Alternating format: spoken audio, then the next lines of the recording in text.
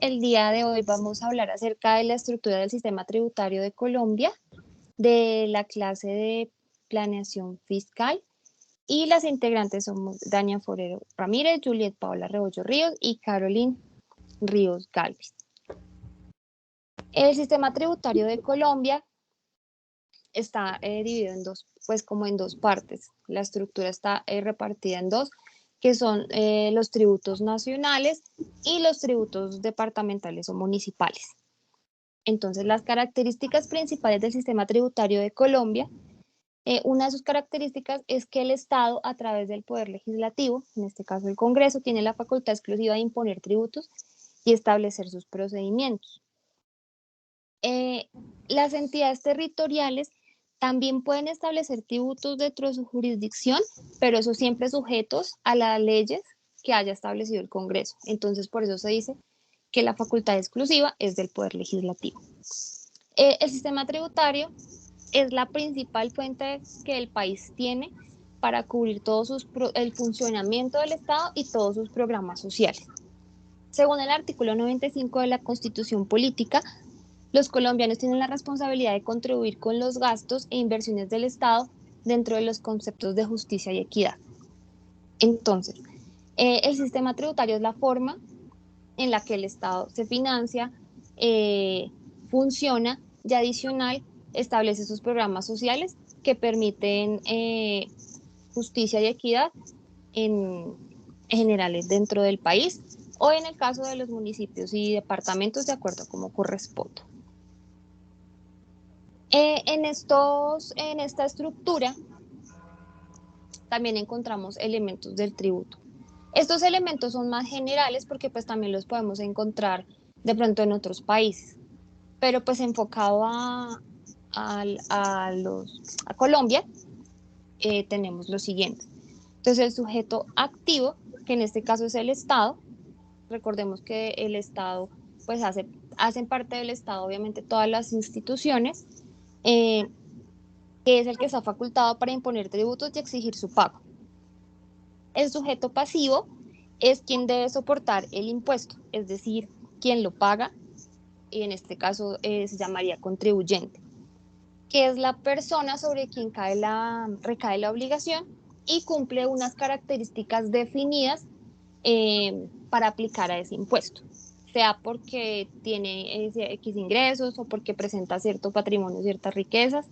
Entonces, ese sujeto es el que cumpliría con esas condiciones para ser contribuyente y en este caso pagar dicho impuesto o dicho tributo. El otro es el hecho generador.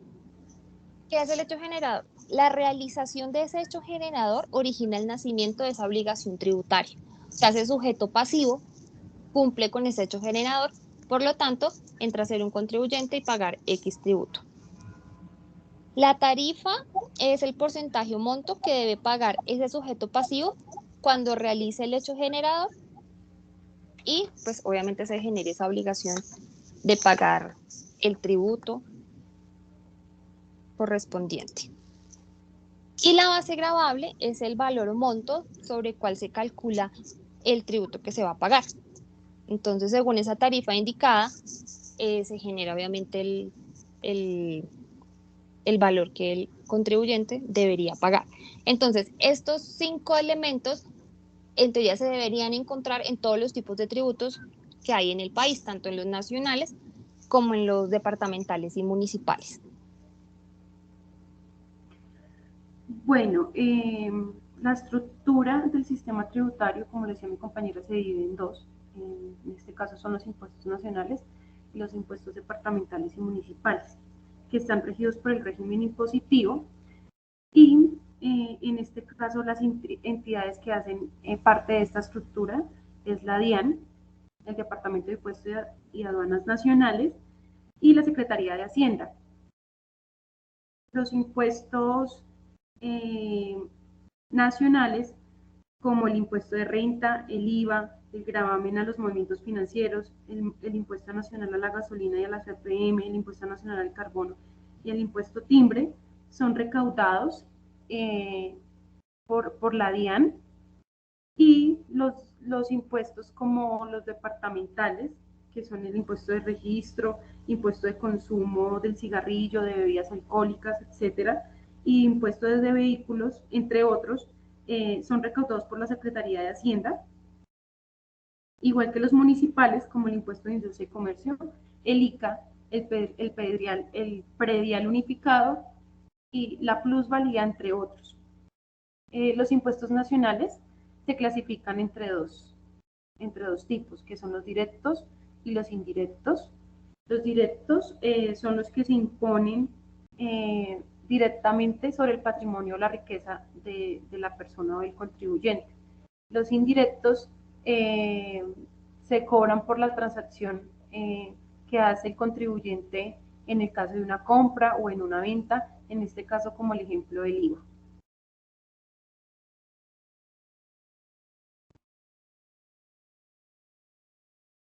Aquí tenemos el ABC, la ruta de los impuestos.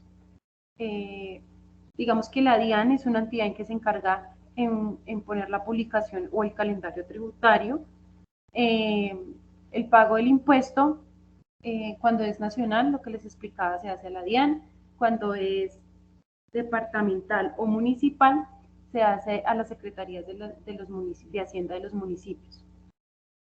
Muchos de estos, pues del recaudo de estos impuestos, algunos van para la educación, otros van para infraestructura, funcionamiento del gobierno.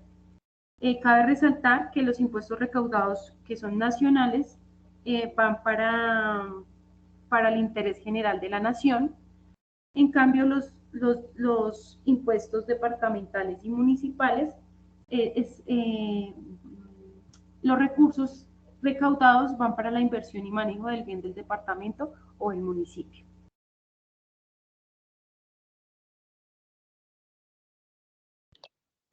Bueno, ahora pasamos a ver las tasas. Las tasas son contraprestaciones económicas que hacen los usuarios de un servicio prestado por el Estado. Las tasas se pagan cuando se ocupa o se consume un servicio ofrecido por cualquier entidad estatal. La tasa es un pago voluntario que el ciudadano hace para poder acceder a un servicio o beneficio ofrecido por el Estado.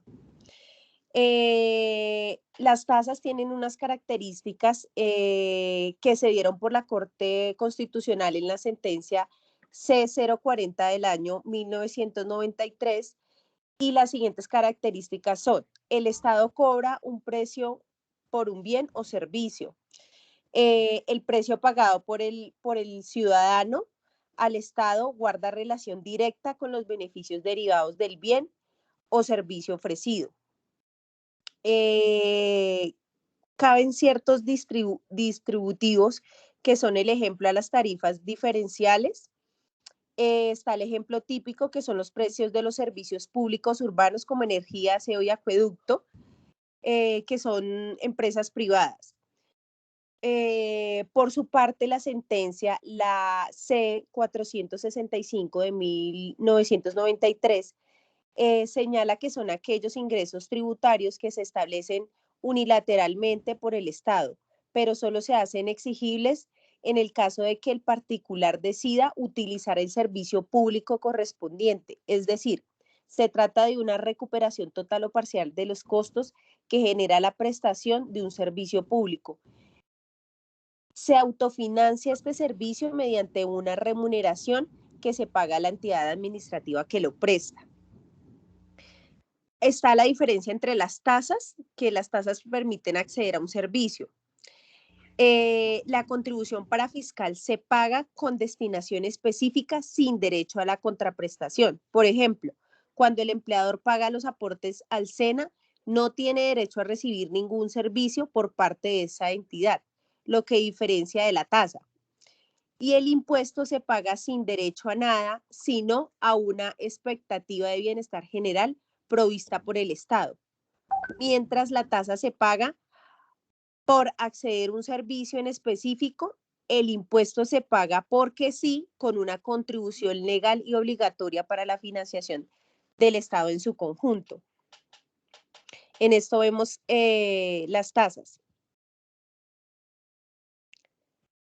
Siguiente.